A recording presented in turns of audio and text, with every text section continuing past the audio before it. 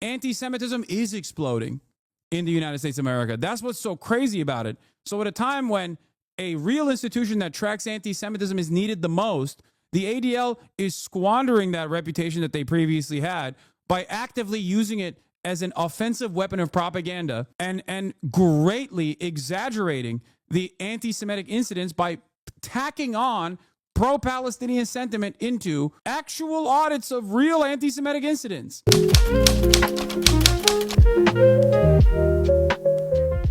Are the ADL's anti-Semitism stats credible? From the Listening Post. Let's take a look. ADL is in the news and on the front lines. The rejection of anti-Zionism and anti-Israel sentiment. The Anti-Defamation League, the ADL, says its annual conference is the world's largest summit on anti-Semitism and hate. Wow. The event is a showcase of the pull that the ADL has. Thank you, ADL, for the work that you do for all of us. It's one of the most well-funded and best-known NGOs in the United States. Its summit takes place in New York, where the ADL is headquartered, and big-name speakers from politics, entertainment, and social media come in for a turn at the podium. Yes, never is now. Leading the extravaganza is CEO Jonathan Greenblatt. He's been the frontman of the ADL for a decade, and he's a frequent voice in the media. Joining us now is Jonathan Greenblatt, the CEO of the Anti-Defamation League. Thanks so much for being here on this day. We see Jonathan Greenblatt on cable news programs with such incredible regularity, you would think there's nobody else available. What do you think these social media platforms are supposed to do? What's the responsible thing to do? He's ubiquitous. Trump had been doing Gestapo shit for a foreign country. How cuck can you get, OMG? I don't think it's just for a foreign country. It is being implemented at the behest of a foreign country right now, but I think the purpose of this is more nefarious than what you think is going on. This isn't just Donald Trump being cucked to Israel. This is what is otherwise known as a trial balloon. They're trying to see what they can get away with. There are already plenty of homegrown institutions that have spent a good deal of time and capital on persecuting and maybe even simultaneously prosecuting people that have ever spoken out against Israel. Trump is just simply using this existing network of otherwise liberal-oriented organizations. That's it. But if you think the goal is to simply silence just pro-Palestinian speech and never move the existing framework to whoever is against the Trump administration or against the growing fascist movement in this country, you are wrong. The same exact trial balloon principle was utilized when in the lame duck proceedings in the last Senate session, in the last Congress session, the Democrats, alongside Republicans, voted for a bill that would give the Trump administration's Department of Treasury powers to declare any 501c3 that they wish to do so a terrorist organization and remove their 501c3 status, their philanthropy status. If your 501c3 status is removed, you can no longer get donations because they're no longer tax deductible donations. It will greatly limit the amount of fundraising you can engage in. And the Democrats, because of their insane pro-Israel attitude, without any care or consideration as to how the Trump administration was signaling they would use this expansive power against advocacy groups, turned around and voted for it. The 501c3 killer bill. Why did they do that initially? They did it because they thought, oh, they'll go after all the pro-Palestinian groups. And because the Democratic Party loves the state of Israel, they didn't even think about the other repercussions that might come out of this, especially if this awesome power is given to the likes of Donald Trump. They didn't realize that it was go after Act Blue, for example, No, they didn't think about it, I promise, which is why they went back and, with public pressure, refused to vote on it, even after they had initially voted in favor of it. That, to me, is a really great demonstration of the nearsighted, idiotic nature of the Democratic Party, especially in the House of Representatives. That also, I think, shows perfectly how Trump will and the Republicans will utilize pre-existing, preset organizations and liberals entertaining the notion of like attacking pro-Palestinian groups in a way to get even more power. They will start by saying, oh, we're just going after anti-Semites.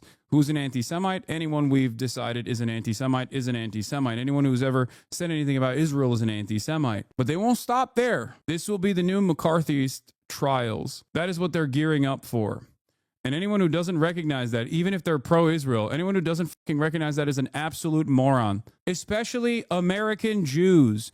If you're an American Jew and you support the state of Israel so much so that you are celebrating decisions like this from the Trump administration, I'm letting you know, maybe in the interim, it'll be people like Mahmoud Halil that get deported or get falsely prosecuted and persecuted and will face severe criminal repercussions unjustly. Maybe the next step will be people like myself, Twitch streamers that you don't like. But if you think that you are safe, you're the dumbest person on the planet. You are so stupid if you think as a Zionist Jew in the United States of America that eventually these exact same institutions and the exact same abuse of law that you are currently championing will not come around and first arrest, apprehend, and prosecute your immediate relatives for the crime of being anti-Zionist, and then you for the crime of being Jewish. You're a moron. This has nothing to do with actually defending the Israeli state, and everything to do with everything to do with creating a network to apprehend and persecute people for demonstrating speech you don't like. It'll be far too late at that point, too. It's partly because he gives the media what they want. Disturbing rise of extremism. Israel's a country that faces relentless terror attacks. I worry about this every day. Every time he comes on, he's speaking about a crisis, and that language is appealing to the press. Anti-Zionism, I've long said, is anti-Semitism. I was wrong. Anti-Zionism is genocide. Jonathan Greenblatt is a very well-connected anti-Zionism is genocide. TOS at 255. Thank you. Political operative. And he's riding this wave of the ADL's name having unwarranted credibility with the media. And if you wouldn't tolerate it, if someone's wearing a swastika on their arm, I'm sorry, you shouldn't tolerate it if they're wearing a keffiyeh. Yeah, he made a comparison between a swastika and a keffiyeh, dude. Freak. I just... Civil rights organization, by the way. Freak. All right, Jonathan Greenblatt, thank you so much. Greenblatt suggested that tolerating people wearing the Palestinian keffiyeh, a basic symbol of Palestinian culture, that is tantamount to tolerating people who are wearing swastikas. He speaks For those of you who don't understand, there is no moral equivalence between Nazi Germany and demonstrating your support for Palestinian emancipation. Jesus Christ. Very authoritatively and confidently, but he uses that confidence to aggressively weaponize the charge of anti-Semitism in order to silence any criticism of Israel. We wrote to the ADL for a response to this characterization of its work, that the organization and its CEO label criticism of Israel as anti-Semitic. We didn't get a response, and that didn't come as a surprise. Greenblatt has made clear what he thinks of Al Jazeera's output. The Al Jazeera effect. So pumping propaganda 24/7, across people's cell phones. Yeah, the propaganda is simply showing people unfiltered what Israel is doing to Palestinians, by the way. That's the propaganda. The propaganda here, okay, he's using it as a pejorative. One of the few outlets that genuinely shows what the Israel is up to. That's what's so unimaginable. That's so unacceptable. On their television screens. The ADL was founded in 1913 when waves of anti-Semitism were sweeping across Europe and the United States, and just 3 decades before the rise of Hitler in Germany. The ADL now calls itself the world's leading expert. There was TOS, I skipped it. On anti-Semitism. On its website, the organization lists its activities, and its studies on anti-Semitism have become a fixture in American media. Yeah. I'm going to tell you right now, the main question here is, are the ADL's anti-Semitism stats credible? The answer, unfortunately, is no. It is supposed to be the premier and perhaps one of the most important organizations to combat anti-Semitism. And with all of the esteem that they have, they've basically squandered their reputation, what remained of their reputation, and are completely insane. Why? Because they are one of the most vicious, overt bullies that actively undermines their status as a civil rights organization by routinely conflating anti-Zionism with anti-Semitism, as Jonathan Greenblatt did here. And their audits literally are just like anyone that is wearing a keffiyeh, someone who said free Palestine, someone who said from the river to the sea, Palestine should be free, regardless of whether they're Jewish or Christian or Muslim, Arab, Palestinian, doesn't matter. When you do that, yes, you'll get these incredible reports about anti-Semitism exploding. And the irony, of course, is that anti-Semitism is exploding in the United States of America. That's what's so crazy about it. So at a time when a real institution that tracks anti-Semitism is needed the most, the ADL is squandering that reputation that they previously had by actively using it as an offensive weapon of propaganda and greatly exaggerating the anti-Semitic incidents by tacking on pro-Palestinian sentiment into actual audits of real anti-Semitic incidents, all while simultaneously defending real anti-Semitic incidents like Elon Musk ripping the Sig Heil. Big increase in anti-Semitic behavior in Florida, that according to the Anti-Defamation League. You have just finished a report, the ADL has, on how many incidents we saw in 2018. We're at historic numbers. It is horrible what is happening. I know that you are tracking more incidents. A troubling new survey from the Anti-Defamation League showing that anti-Semitism is on the rise in America. The ADL does document anti-Semitic incidents, and many of the incidents they document are genuinely anti-Semitic. For example, people being harassed for wearing kippot in public. But especially recently, a lot of the incidents that they've documented as anti-Semitic are That's what's so crazy about it, bro. Like, how do you betray your principle of actively logging, combating anti-Semitism by just like so overtly and so openly being like things that every Americans agree to and understand, virtually all Americans understand, that are also correct, by the way, like Israel doing a genocide is correct. Simply repeating that correct statement, being considered anti-Semitic, is psychotic. It's dangerous. You're giving credibility to anti-Semitic statements by directly associating correct statements that are shared by many Americans as though they are anti-Semitic. It is insane. Maybe because they kill babies? What? Yeah, okay, dude. This is what I mean. And then the outcome of that is people responding to that and being like, okay, well, they're saying, Jewish people are saying, baby killing is a part of the business here. Jewish people keep saying Israel is the Jewish nation and everything Israel's doing is for Judaism. And then they turn around and say shit like this. If you actively think that you are, dude, this is why I always make the ISIS comparison. It's like if there were American institutions designed, like American civil rights organizations designed to like protect Arabs and protect Muslims, running around and being like, ISIS is actually the true Islamic caliphate. It is an Islamic state. Why can't ISIS develop an Islamic state? If you criticize ISIS, you're actually Islamophobic. If they were doing that actively and you had, Jake Tapper and the like regularly defending ISIS, Americans would be like, what the f are you talking about? Okay, well, the Muslims are insane. And I'll explain it further because they falsely made that conflation. Media falsely made this conflation, claiming that ISIS was true Islam. This is the true nature of the barbaric Islamic hordes. They actively did that. Why did they do that? In an effort to justify the war on terror. Oh, it is ridiculous. Are actually just protests for Palestinian rights, including protests led and organized by American Jews. What they do with their data is consistently conflate anti-Zionism with anti-Semitism, criticism of Israel with anti-Semitism, and that conflation. Are they just dumb or are they just paid by Israel? Yes, of course the ADL is paid by Israel. What do you mean? He literally goes to the Israeli Knesset and gives speeches about how the real war must be fought on the propaganda front and we must do more Hasbara in the West. Like, yes, this isn't even dual loyalty tropes and shit, okay? This is straight up like out there. A lot of these organizations directly get grants from the Israeli Knesset. That's what's so crazy about it. They're not designated as foreign lobbyist organizations, weirdly enough.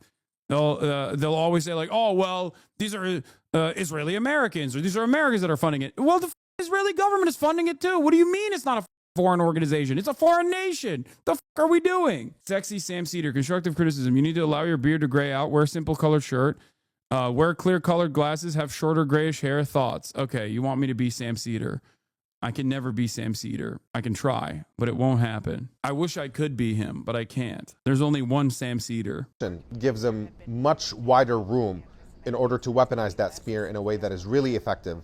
The anti-Israel groups on campus are planning a week of rage. I can't think of anything more grotesque. Yeah, that was so funny. Yeah, dude, they were doing a day of jihad. Yeah. It's just crazy, man. Zionism truly is a mental disorder. I swear to God. I mean, it's a fascist ideology inherently. So it makes sense why it would also have the impact of like a real, genuine, existing mental disorder. Because no matter what your background is, okay, when you get drip fed unrestricted Zionist propaganda, you become this person who's like, yeah, they're going to do a day of jihad. They're going to do a day of jihad. They're going to do a week of rage. Than these pro-Hamas groups. There's no question, of course, that there is a rise in anti-Semitism in the United States right now.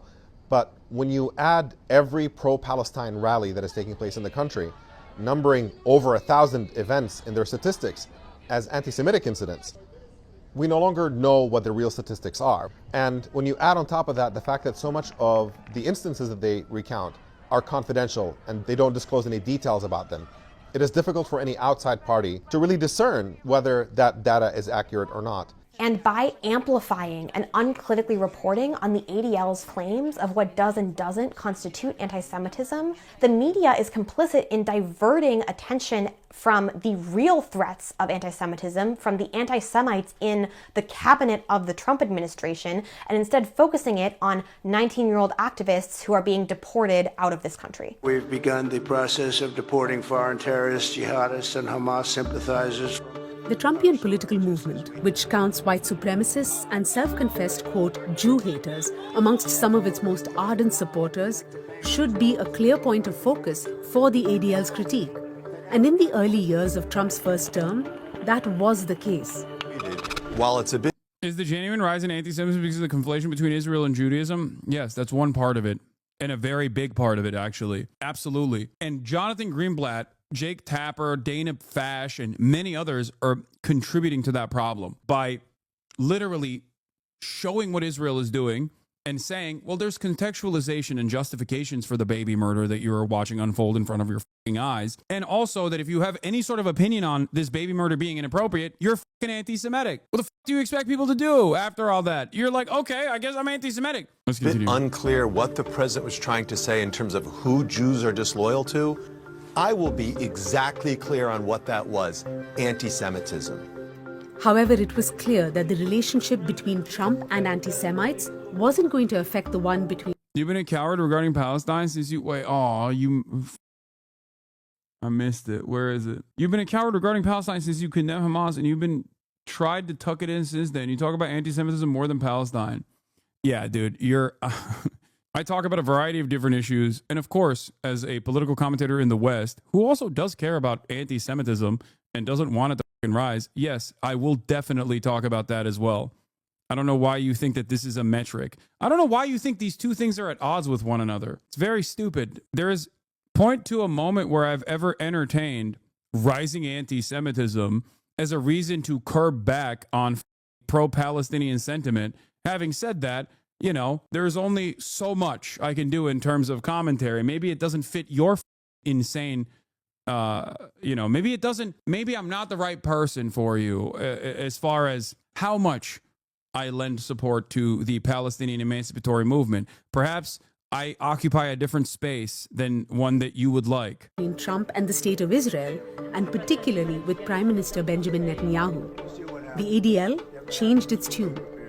Look, I'm optimistic about the Trump administration. A key thing to understand about the ADL is that it has always had these two aspects of its mission, the fighting anti-Semitism aspect and the defending Israel aspect, although obviously it claims that they're one and the same.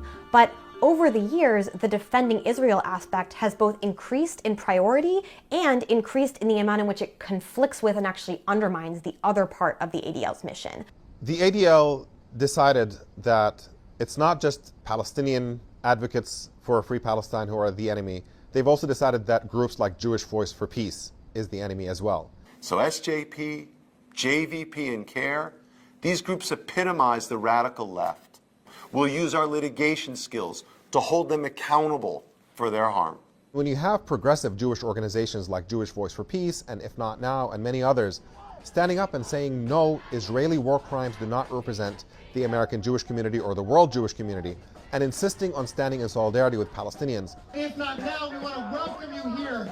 That undermines the narrative that the ADL is pushing, and that is precisely why they make a target out of progressive Jewish organizations. Yeah, the highest priority target is obviously always going to be someone of Arab descent, someone of Palestinian descent, someone who is Muslim, who is an anti-Zionist, especially if they are also overtly against anti-Semitism. I, on certain aspects of my commentary, fit that bill perfectly, which is why I get criticized the most, because that, and also because I have one of the biggest platforms. The second highest priority target will always be, after these organizations are done chirping about every Arab or every Palestinian, every Muslim out there, is always going to be anti-Zionist Jews. Anti-Zionist Jews are also a high priority target for these organizations. And the reason for why they're a high priority target is because it undermines the argument that this is a unified front from all American Jews, and therefore you must take it seriously. They are a marginalized population in the United States of America.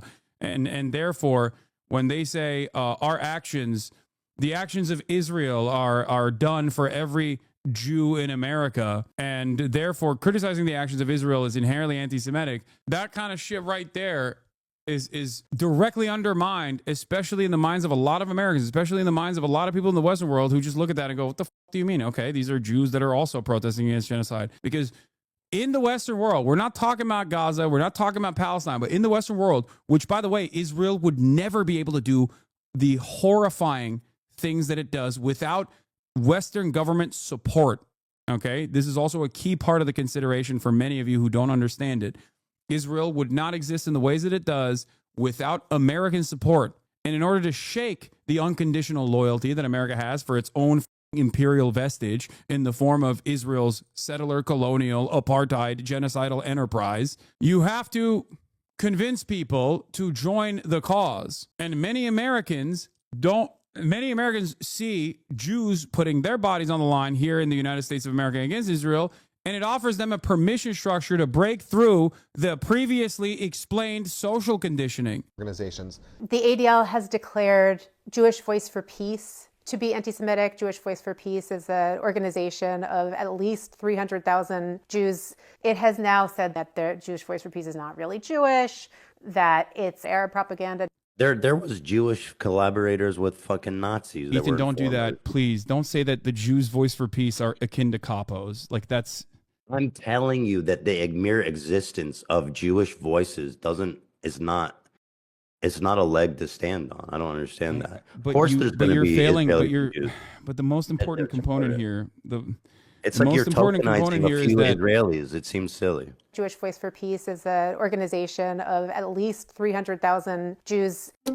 Leftist Jews are anti-Semitic. Critics of Zionism, anti-Semitic.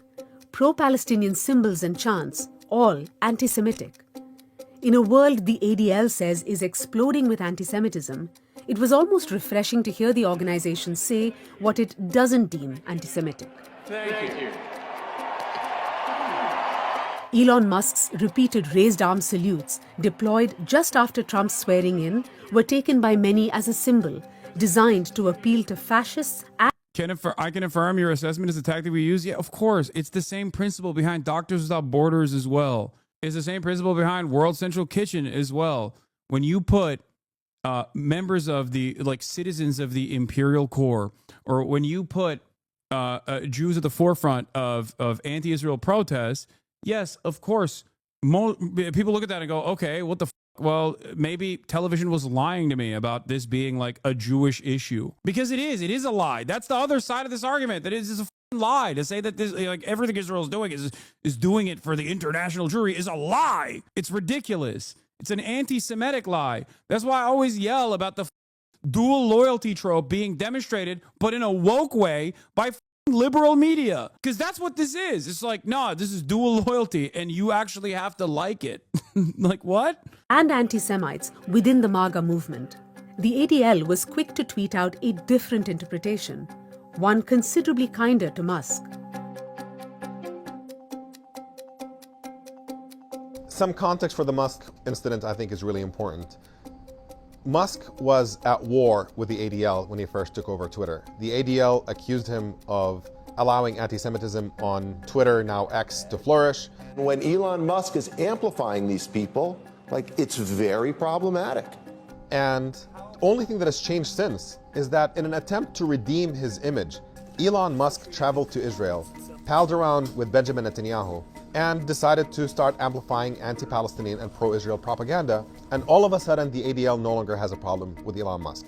Regardless of what the ADL's motivations were, the ADL's statement on Elon Musk's Hitler salute in many ways marks the completion of the ADL's trajectory from a civil rights organization to a willing enabler and partner in the current authoritarian anti-Semitic governing coalition. And it means that citing the ADL when we most need people to take anti-Semitism seriously is extremely reckless and irresponsible. Yeah, I saw the Pod Johns come out against ADL. I know.